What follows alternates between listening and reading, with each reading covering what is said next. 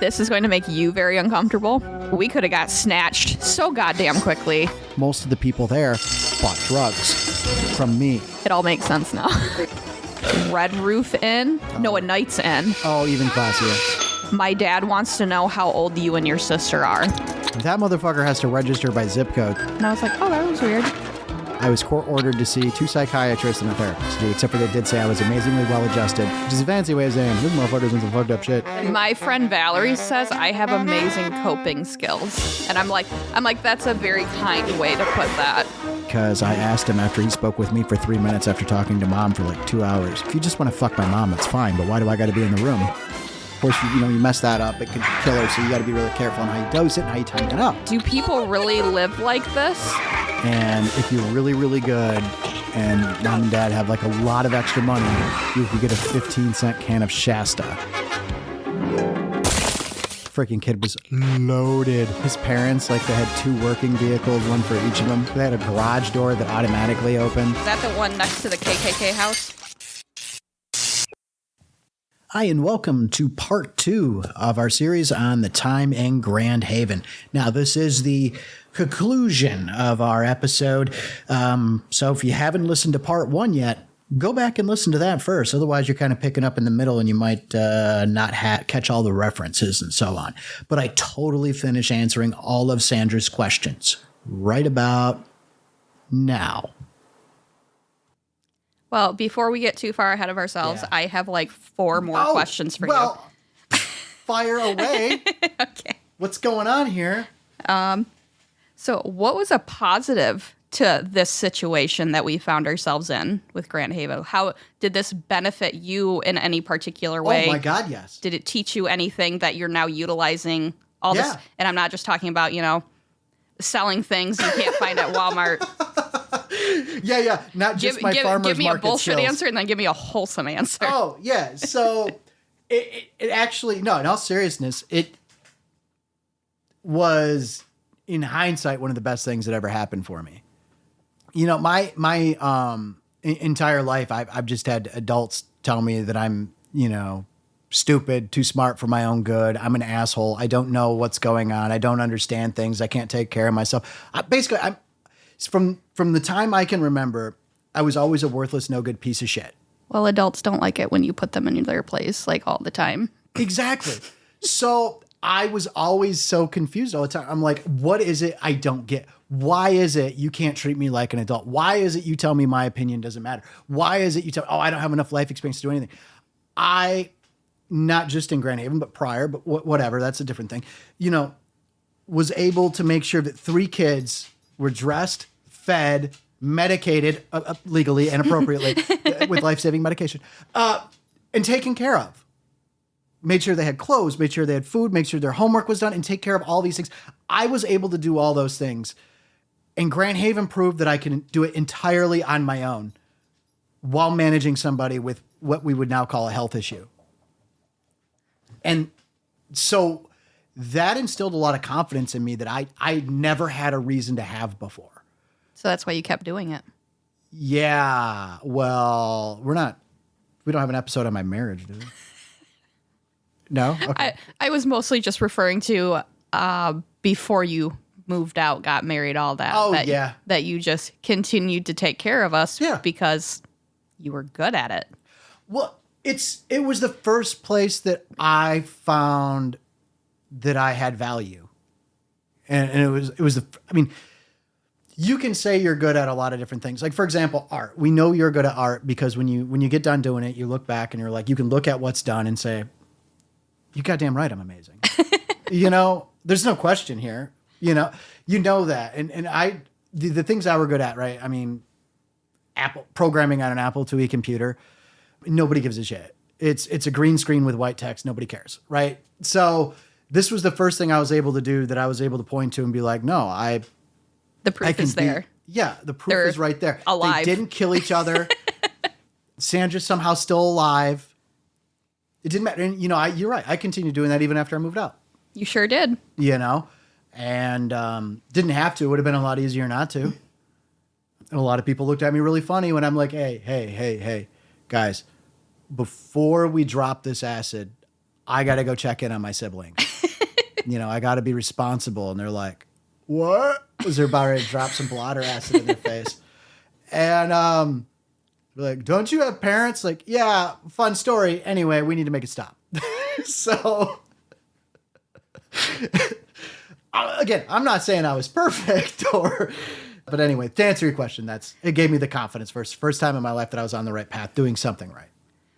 Yeah. And you basically already answered this question, but, did you ever have to call grandma? Yeah, a number of times. What specific to Grand Haven? Yeah, not specific to Grand Haven. There was a lot of times I called her from here before Dad moved out. But I guess I can cover that.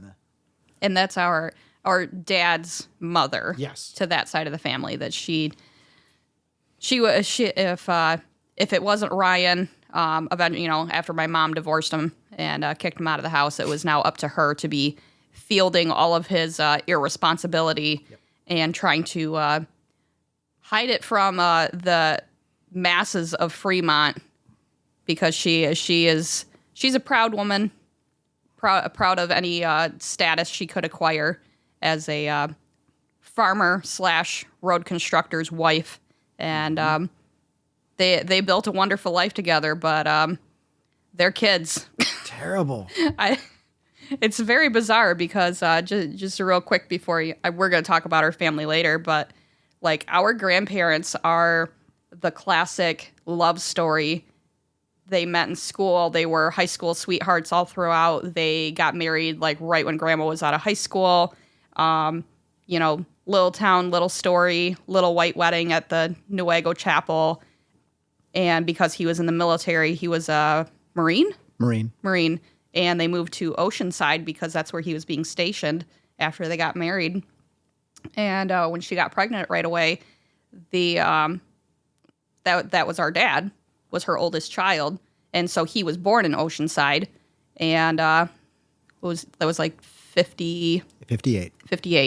And because they got married in 54. Yeah, I think like that. Maybe not quite that early. It's either 54 or 55 because he just missed Korea. Okay.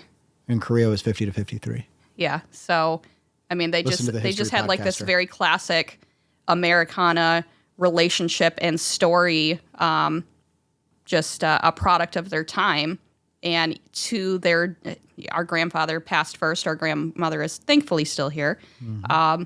But they were married for 63 years, 62 or 63, but they were together for, I think, 68 years. And because they, of course, dated all throughout high school and I think a little bit in middle school, up to grandma. But there's some stories she told about grandpa that I'm kind of like, are you sure that you were actually with him at the time if he was off doing that? But whatever. To our grandfather's passing day, like they were still very much in love. They would just, they'd be out gardening together. She'd go mow the lawn. He'd go till the cornfield in the backyard. Like they were just so cute together. And, they had dinner every evening and watched TV every evening. And they always talked so sweetly to each other. I don't know what went wrong because all of their children are deviants. Yeah, they're all hell on wheels. They really are. For the ones that are still here. I mean, I didn't know the youngest, Kent, very well, but he still terrorized the hell out of me. Yeah. And also, I take it with a grain of salt, but I heard stories about Kent just being awful to grandma from mom, that he'd just be like, hey, to our grandma, to his mom, be like, hey, he's watching TV. And our mom's just like, well, I'm over there because I'm dating your dad. And all of a sudden, this little kid sitting in the living room, she's just like, hey, mom, go get me another pop. Go get me a snack. Go do this, go do that. She's just like, your grandmother now? She's like, never. You wouldn't even think that thought in her direction because you'd have a fucking high heel flying at your head. Oh, yeah.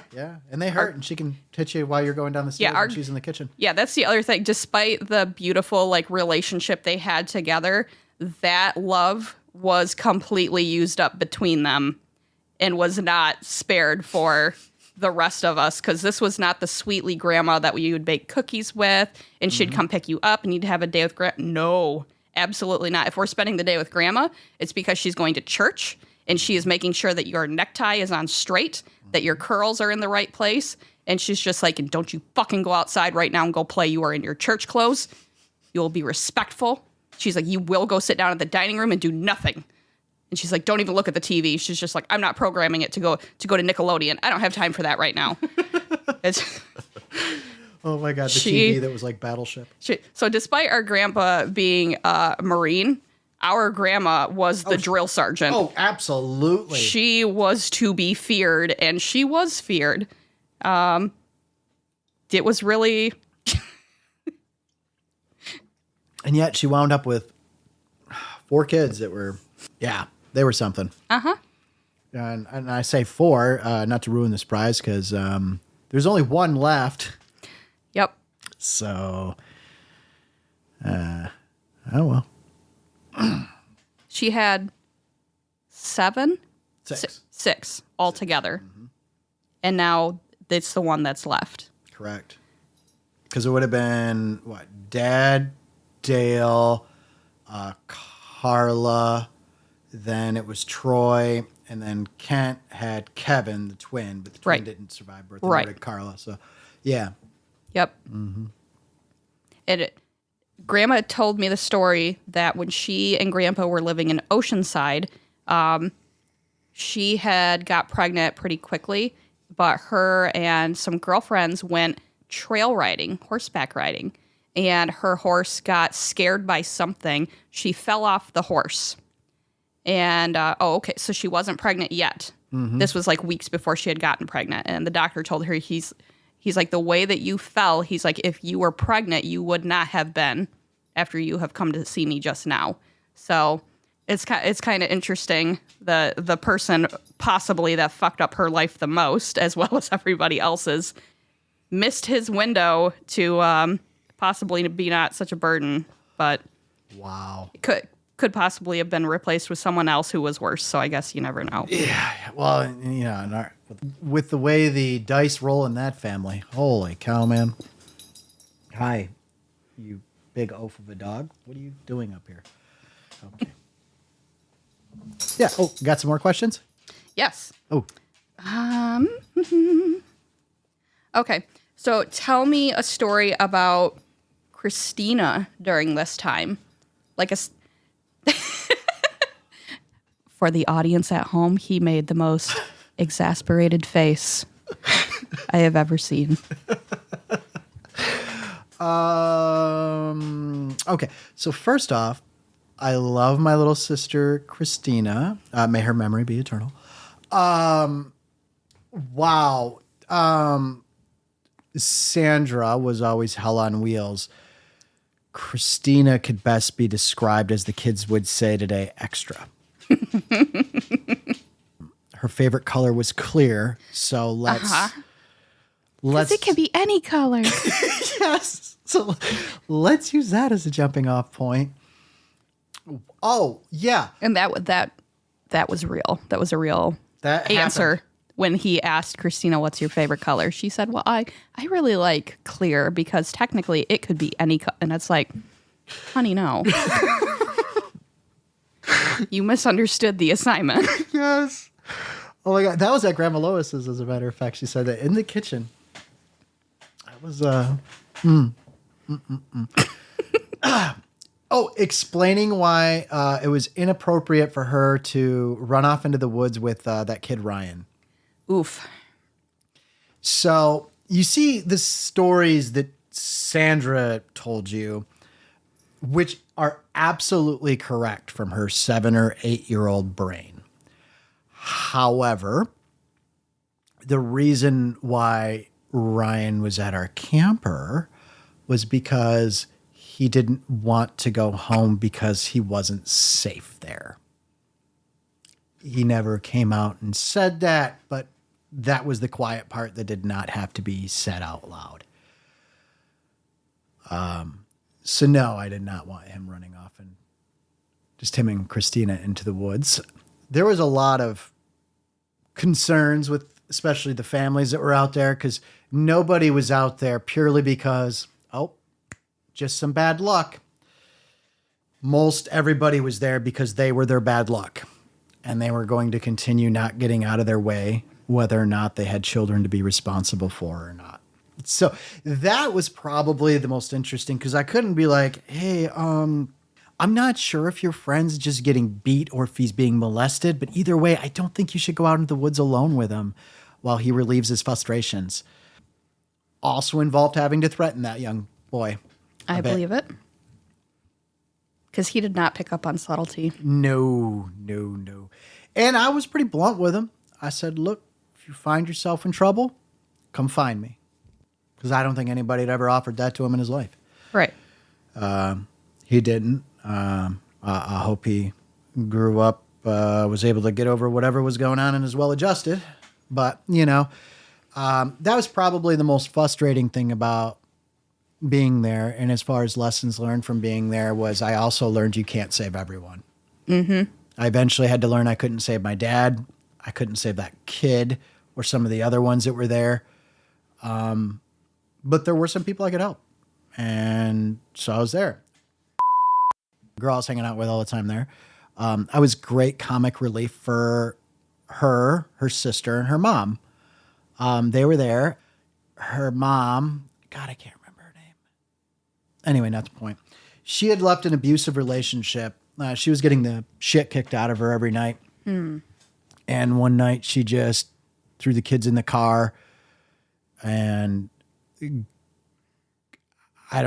was a newer tent, so I'm assuming she bought it, and she just went to the campground because it couldn't be traced. And that's where she hid to figure out how to rebuild her life. They ended up getting a place from Habitat for Humanity. So it worked out really well. But that was a really dark, scary time for them. And, just another instance of why having friends around are good, And look, the last episode I talked about my friend Brett, right? Yep. Brett's not the kind of guy that's been through a life where if you ask him to bring a shovel, he doesn't ask questions. Okay.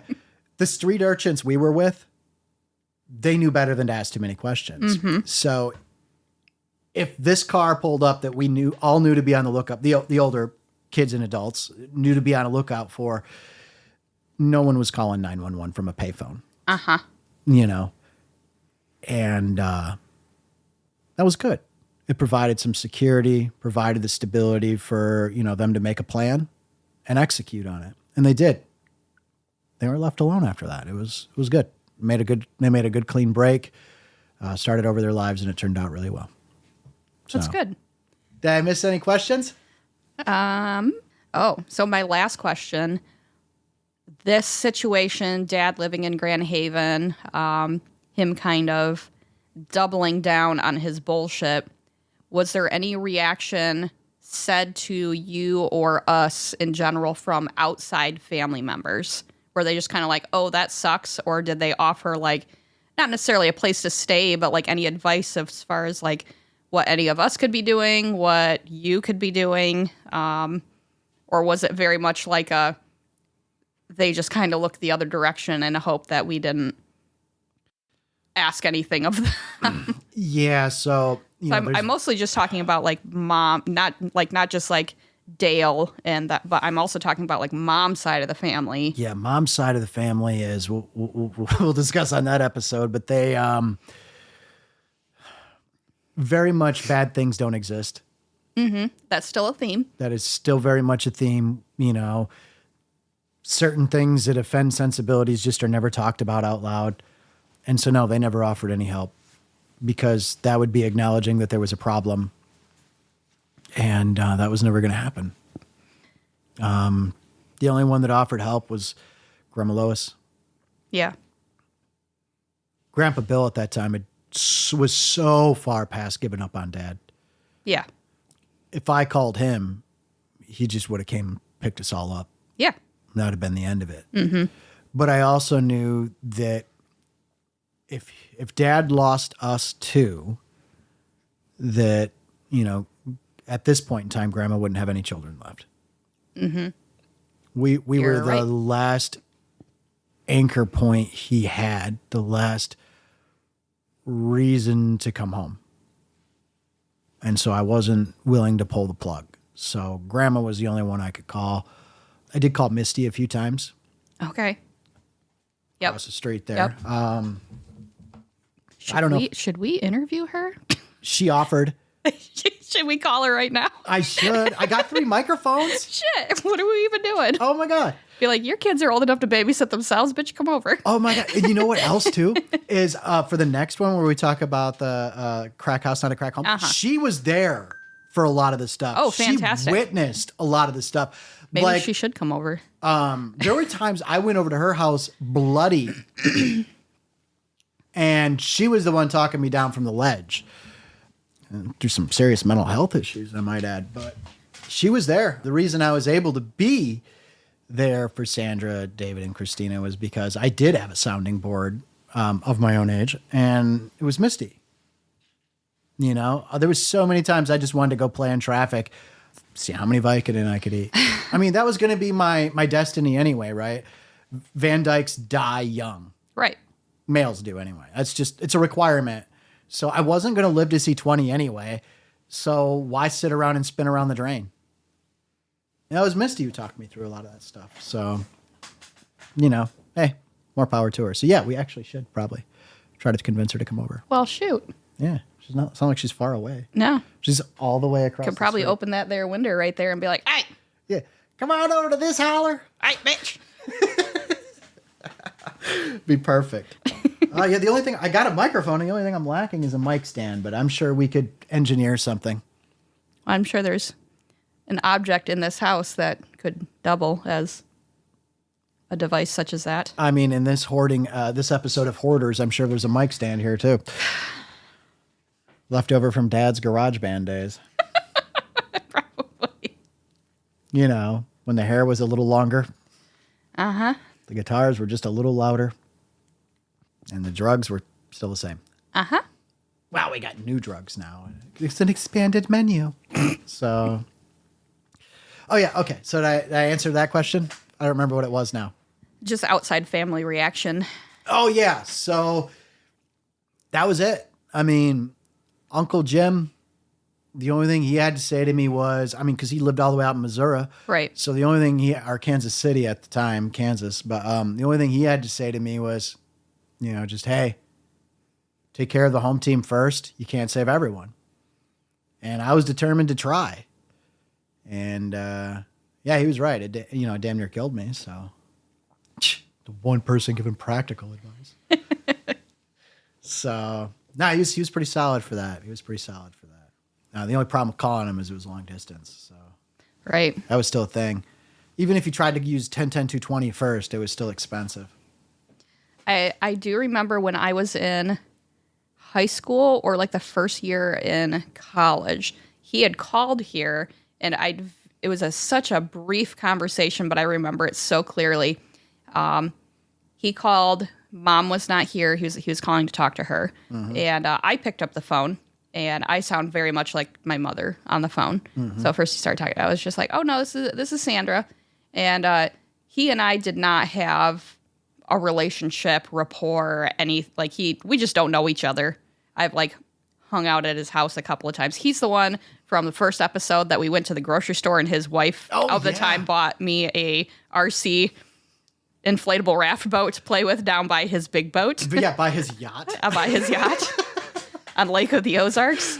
So he, so it was very nice to go visit him because he was living an entirely different lifestyle. And I was like, oh, this is actually obtainable by people I know. Mm-hmm. Like, is this something I could have one day kind of thing? But he called the house looking for Mom, and she wasn't home. So I was just like, oh, this is Sandra. And there was kind of an awkward pause in conversation because he's like, I don't know what to, I don't know this child. So he just was like, are you behaving yourself? And I was just like, I don't think I'm the one you have to worry about. And he laughed just like that. And he said, you're probably right. Yeah. So I cherish that a lot. You should. Oh my God. And that was basically a conversation. He's just like, okay, well, tell your mom I called. I'll talk to you later. And I was like, okay, bye. So yeah. Because he knew what was going on at home, and he's like, Jesus. He's like, what did I call in the middle of? But Yeah, he was the one who was trying to convince me to not smoke weed once when I was at his house. That I should quit doing that. But he smoked so much of it. He was on coke when we had that conversation. Did it work when I covered my mic? Did it work? Maybe. I put my hand over it and I was like, he was on coke. Oh, yeah, that still registers. So, yeah. But he's funny. Yeah, I mean, he always kept that under control, so whatever. So, quick anecdote. Mm-hmm. If you go into their childhood home, our grandfather still lives there. And Grandpa Dave. Mm-hmm. And Jim's room was in the basement in the far back corner, and there is still a pyramid of 70s style beer cans in the studs of the unfinished walls. Mm-hmm. And if you look up into the corner rafters, the rafter that's facing the wall, so you have to basically put your body against the wall and look up. There is a pot leaf painted in the rafter, and it simply says gold next to it. Mm-hmm. And the the private bathroom in our grandparents' bedroom is almost directly above this portion of the basement. And about 6-7 years ago, our grandfather, the toilet was leaking. Like, he had to replace the toilet. He had to replace a bunch of shit in the pipes underneath. To access them, he had to get underneath the rafters and the drop ceiling tiles from the basement side. And he got up there and removed the drop ceiling tiles, only to reveal a water bong. Vintage. A homemade water bong up in the ceiling, and Grandpa didn't know what it was. Some kind of weird vase. He's just like, what the fuck is this? But he sent a picture to all of his daughters. So my mom, Debbie, Susan, he's like, what is this? And, yep. So when you're telling me he's telling you to stop smoking weed, to that I say, sir, you first. Yeah. Do you know why he went to college? I don't know, because he was forced to. Yeah, but do you know why he was forced to? No. You don't know the story? No. Oh, do I want to tell this now or should I say it? No, fuck that. I'm telling it now. Okay. All right. So here's the deal. So at Grandma and Grandpa Petropolis, Grandpa Dave and Grandma Flo's house, there's a field nearby. Well, it used to be. It's the Goodwill now. Goodwill now, yes. Well, the Goodwill was having the goodwill of growing a bunch of marijuana plants, and the police located them. And so they were trying to figure out whose plants they were.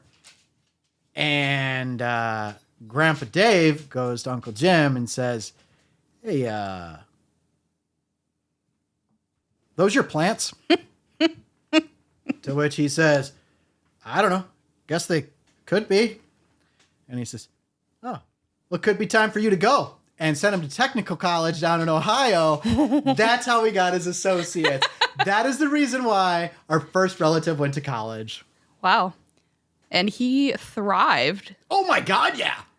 He did. I mean, because like he went into a technical school and started learning about I can't remember now. I think it might have been computer systems technology or whatever. And that's when he got that job at the switchboard, listening to people have phone sex in the middle of the night. True story. And because he was a tech, so he'd be line testing all the time. He eventually got into network routing. I'd just be heavy breathing in the background. Exactly. Oh, hold on. Do I need to turn on your ASMR mode? Do it. Here, hold on here.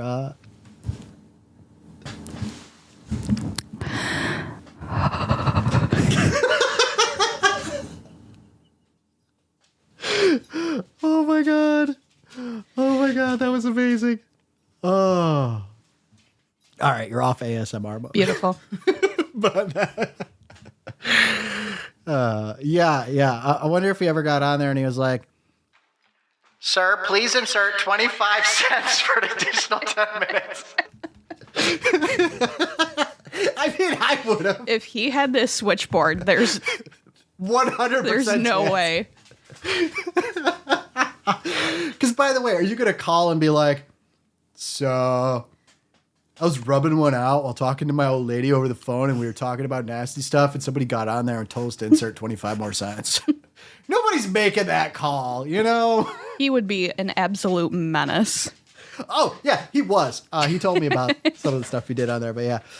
Yeah, he made a good life for himself. Pretty much the key is you had to leave Michigan. Right. And that's part of that he thrived. He would not have received an ounce of that in Fremont, Michigan. Absolutely in the 70s. There's not that it wasn't there, it just didn't exist. And yeah. Look, as I was told, computer systems technology, I don't see how that's going to get you to put the corn in the ground any better. I'm like, no, Grandpa, it's not a corn computer. It's a computer. Very different. Very different. And then John Deere said, hold my beer. You should see their tractors now. So, yeah, you're not kidding. All right. Seems how... wow. Yeah, we went on a little longer than we thought. Any other questions? Those are just the questions I have written down. I'm sure if I have further questions, it'll definitely come up down the road. Well, let's see. Last time I asked you what your favorite memory of, and you told me about the beanbag chair at Blockbuster. Uh-huh. And Beanie Baby. It wasn't a chair. That's true. Beanie Baby. So last weekend, out of curiosity, because I re-listened to our first episode again, and while I'm listening to it, I'm like, I am curious, and I got on eBay, and I found a couple listings of that Pegasus beanbag, so it still exists in the world. How much was it? Oh gosh, I think the cheapest one was $10. Oh man, I should find. But it was the off-brand. So Beanie Babies, of course, were popular in the 90s. This was like an off-brand Beanie Baby, probably marketed by Disney before they were the powerhouse they are today. It probably didn't even have Disney on the tag. It was whatever toy company was making it.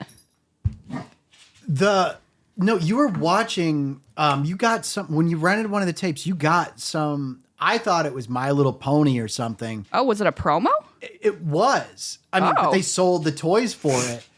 And because I remember, because I was really high and I was trying to figure out what happened to My Little Pony. So Hercules, Disney's Hercules came out in 1998. Okay. So I would have been 8 or 9 when it came out. 9 if it was past, the month of March. Mm. And that's what that beanbag is from. It's from Hercules. So that makes sense now. But I remember being very confused and very inebriated. Because Rad with a B taught me about crossfading, which is getting drunk while you're getting stoned. There's some science to it, actually. What alcohol does to your body is it actually inhibits your ability to properly process THC, and THC inhibits your ability to properly process alcohol. So it gets you dumber extra quicker. I don't know. I wasn't wearing a lab coat, so I don't know if that's true, but I'll tell you this. Wow, was it fun. Because when we tried it out the first time with B-Rad, and what was that stupid guy's name that had the Firebird? Tony. I'm sorry. Rhymes with Roni. Anyway, we're out just smoking, and B-Rad shows up in his freaking Corvette, and because of course he had a Corvette, he sold coke. I mean, hello. It was like it's like the official thing you got to have if you're selling cocaine. And so, Rad with a B was like pulls up like a Grey Poupon commercial to hit a joint we were smoking. And he's like, "Y'all want some moonshine?" And I was like, "No, yeah, I want some No, I don't want." "Yeah, of course I do. Is there peer pressure going on?" "Hey, you don't have to drink this." "Thank you." And I drank some, and I don't know if you've ever lit your intestines on fire before, but that's what that does. Wow. I was going to say, how was your drain cleaner? Oh my God. I was like, I thought it would be something smooth or whatever. And maybe that's the problem. It's all that stupid corporate liquor. No. Oh, sweet summer child. Yeah. Ooh, and by the way, does that stuff get you dumb? And I went back and told Mama Gardner about it. And she said, oh, yeah. It's like dandelion wine. And I'm like, yeah. And she's like, yeah. 1 shot's an eye opener. 2 shots is a thigh opener. And I'm like, is it now? And she's like, yeah, it's how I get my second shot. And I'm like, God dang it. Anyway. Is that our first merch nod? Oh my God, yes it is. Ding, there it is. Mama Gardner says. What shot is that? Do you have any more anecdotes from her? Yes, I do. What is she up to? Would she like to make a little coin? Oh, I'm sure she would. She could use some casino money, man. She'd enjoy it for her and John to go up with. Oh, my God. Oh, yeah. Anyway, yeah, the dog's weird. I'm not even. What the fuck is happening? Is he having a stroke or something? I'm honestly wondering the same thing. So I am going to take a video of what we're looking at for posterity here, and let's take a look. Or I'll zoom in a little bit. So I think our mom's dog was trying to itch either his chin or his paw, and was feverishly rubbing his chin on the top of his paw in kind of a disturbing rhythmic manner. Why you all looking at me? Why you all looking at me? Yeah, he has since stopped, but I turned my stupid dog head. Ooh, dog head. He did that for a significant amount of time to make us stop what we were doing and for Ryan to take a video. I mean, if it works, it's not stupid, right? That's true. That's true. If he got his itchies out, good for him. Hello, big dog. Oh, all right. Do you feel better? Yeah, you feel better? Oh. He's got skin allergies, so that's probably... I think he's allergic to the dog hair if it's all over the house. Again, a champion of his breed.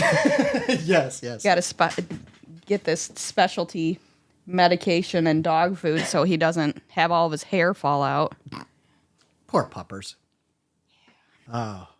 All right, and for our ad spot, let's see, what do we have here? Oh, Google says, buy the Pixel 7 Pro. Buy the Pixel 7 Pro. Is Google a paid sponsor? No. Am I actually advertising their stuff? No. Actually, what it is I bought this $11 case on Amazon, and that's why I wanted the phone.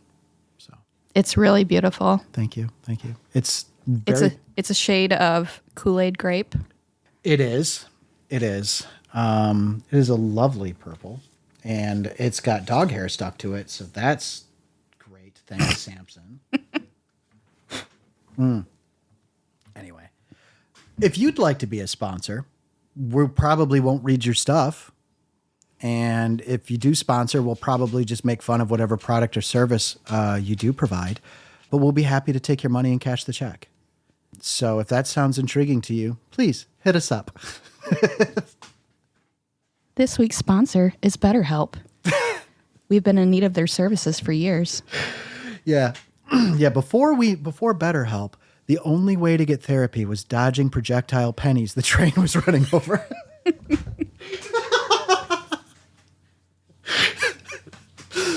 There were no real licensed therapists.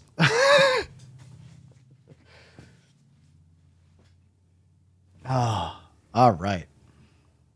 Yeah, you know what? I think we should wrap it unless you got something else. It can come up later. That's good, because we're at an hour and 14 minutes. Ooh. Yeah. Oh, nice talking. All right, we'll see you guys next time. Yay.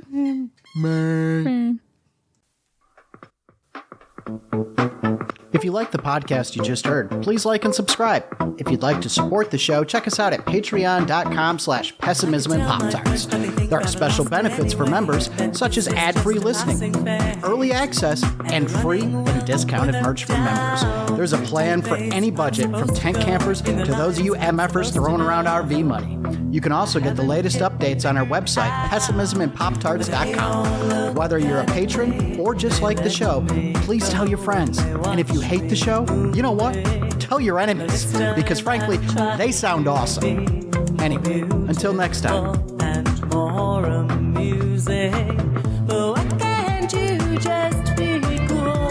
Why do you have to lose it? Losing it, you're losing me. Refuse to use, I choose to run. Catch me.